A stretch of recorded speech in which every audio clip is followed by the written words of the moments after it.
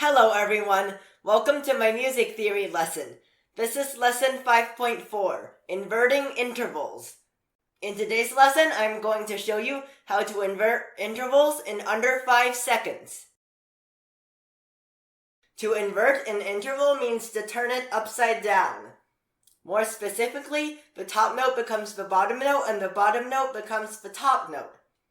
The point of learning to invert intervals is to prepare for inverting chords, which is more complicated.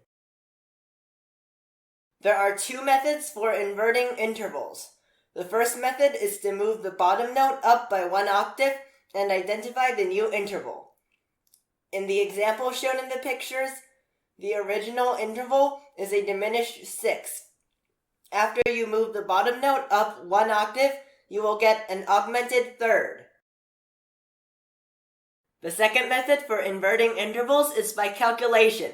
To calculate the new interval number, subtract the old interval number from 9. There are 5 rules to help you find the quality of your inverted interval. 1. An augmented interval always turns into a diminished interval. 2. A major interval turns into a minor interval. 3. Perfect stays the same. 4. Minor turns into major. And 5. Diminished turns into augmented. For example, the interval shown in the picture is a diminished sixth. Its inversion is an augmented third because 9 minus 6 equals 3, and according to rule number 5, a diminished interval turns into an augmented interval. In order to be able to invert intervals quickly and accurately, you need to be very fluent with intervals. The only way to be able to invert intervals quickly and accurately is practice. Let's try it on the next slide. Invert the interval. Diminished seventh. Invert the interval.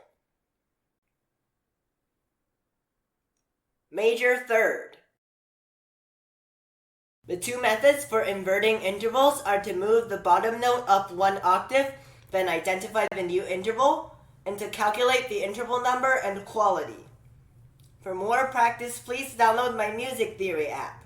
In the next lesson, we are going to talk about transposition. See you next time!